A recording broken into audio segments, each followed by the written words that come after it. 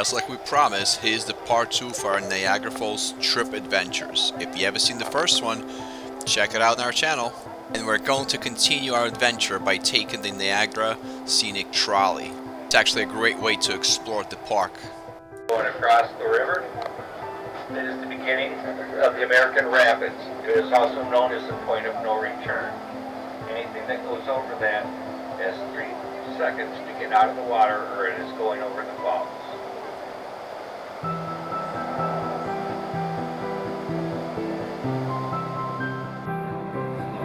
Best things about this trolley, I think it does have multiple stops and you can always get off and get back on once you explore the area. So we're at the first stop, the Cave of the Winds. Let's see what this place has to offer. The elevator takes you all the way down to the tunnel, and this tunnel already feels like a cave. It's cold and there's a lot of moisture on the bottom and on the sides. You can see water dripping down. So I guess this is how our experience begins. This should take us all the way to the waterfalls. He gave us ponchos again, so I guess there's no way of staying dry at this point. So we might get soaked again, we'll see. We just dried up from the May of the Mist. So let's see what happens here. I see some staircases ahead of us. So I guess there'll be more stairs and different pathways here to get to the main area. And there are some platforms at the distance there. So we'll see how far we're gonna get. We're gonna try to stay dry, but we're not gonna let it ruin our experience. And everywhere you go here, you see this beautiful rainbow is following you. The place is truly a masterpiece of nature, which you can enjoy. The tons of water rushing down, the mist, the feeling, this cold feeling surrounding you. It's just hard to describe in words. It's something you would have to experience yourself. You have to submerge into this, the whole part. I truly admire the determinants of people trying to take the perfect picture next to a waterfall, despite the water splashing all over you. I think this is one of the best shots that we took during this trip. You see the waterfall right in front of you, and you have the beautiful rainbow kind of going across. This is truly an amazing masterpiece created by nature. We're probably not going to go all the way up because I think the prospect of getting soaked again kind of discouraged some of us here. So we're going to stop here and try to enjoy this as much as possible. There is a second overlook that you see here in the distance that actually is right between American Waterfalls and Bridal Veil Falls. And right ahead of us is the Hurricane Deck. So this is probably the closest point to the waterfall, and you probably get the best pictures over there. But, like I said before, we're going to try to stay dry and use the zoom in the camera. I'm sure a lot of you would have the same question that I do here. So where is the Cave of the Winds? Well, the original Cave of the Winds was a cavern located behind the Bridal Veil Falls. In 1901, the approximate measurements of this cavern was 100 feet high, 100 feet wide, and 100 feet in depth. Nowadays, because of fallen rocks, there's not much left of the cave. I know some of us might find those staircases challenging, but if we compare them to 1829, when people were able to access the Cave of the Winds by rope or the ladders. So at this point, we're going to go back up using the elevator, and we're going to take the scenic trolley to the next stop, which is the Horseshoe Falls.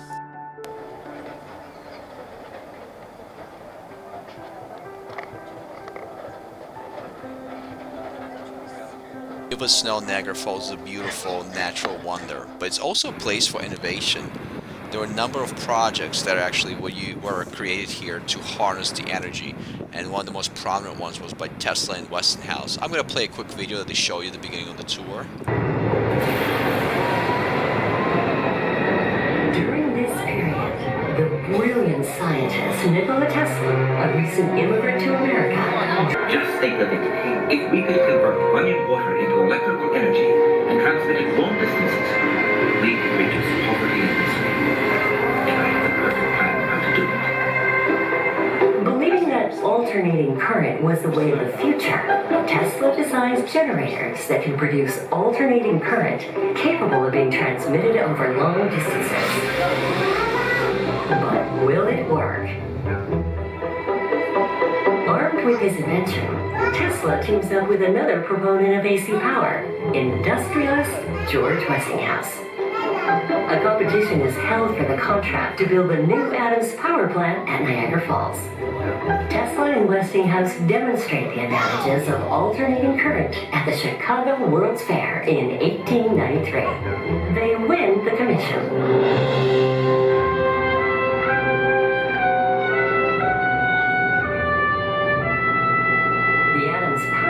Becomes the first large-scale hydroelectric power plant and the first to generate AC current using Tesla-designed generators. In August 1895, the plant begins operating. A little more than a year later, electricity is sent from the Adams power plant to Buffalo, New York, nearly 20 miles away. When the Pan Am Expo comes to Buffalo in 1901, with visitors arriving from across the globe, Tesla and Westinghouse seize the opportunity to showcase their accomplishment to the world. To the amazement and wonder of all, the Adams power plant at Niagara Falls lights up the Pan Am Expo in Buffalo in a spectacular and dazzling display of lights unlike anything ever seen before. Niagara Falls is soon providing electricity across New York and beyond.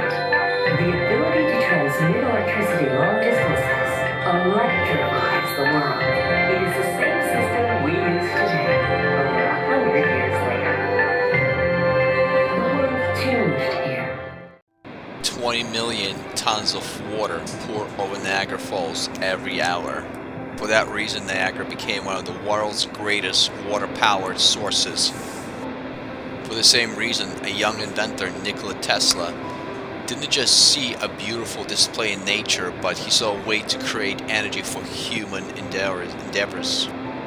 In 1895, Tesla and the businessman George Westinghouse created the world's first hydroelectric power plant at Niagara Falls, beating Tesla's rival Thomas Edison and changing the way we look at such power of natural force.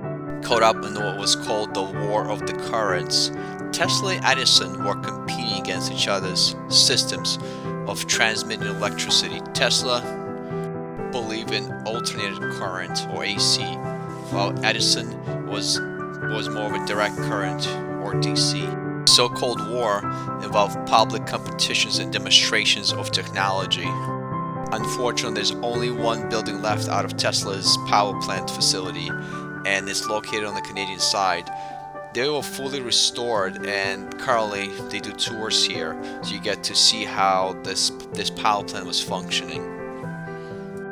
It's greeted by restored devices, just like this panel we just saw a few seconds ago, and it also gives you this interactive experience of when the power plant was functional. There's also a wealth of information that describes every single part of this power plant, and what I've learned is an interactive experience here, so it's almost like you're solving the problems that occur. So it's pretty interesting. So it's not just a replica, and at night they have this immersive electrified experience. This unique multimedia experience gives a great immersive story of the power plant. If you ever done the immersive experiences, you know, like you pretty much feel like you're surrounded by things that are happening around you, and I think this current experience will probably give you a great ability to explore the power plant and everything that happens inside of it. Of course, the visual experience will enhance your ability to enjoy this beautiful show. In my opinion, I think it's one of the must-see sights of Niagara. I know it's right across the border in Canada, but if you have time, I would definitely highly suggest you would check it out. And back on the Gold Island, there is a monument for Nikola Tesla here. This monument located in this small park right across on the Luna Island. We're gonna take another glance at the rapids and the waterfall. This place is just so amazing and beautiful. I just can't get enough of it, honestly. It's funny, it started off pretty quiet in those rapids, and then all of a sudden, there's this big drop of the waterfall. It's something you definitely don't expect if you look to the left, mostly. I wish we could spend more time here, but we gotta catch the last trolley. They do stop running at a certain point, and it is a long walk to the main parking lot where we parked before, so you know, it'll be a little tough without a trolley. But we're gonna grab some quick dinner, and we're gonna come back here for the night light show. So keep watching, because that's an amazing experience you'll see in a little bit.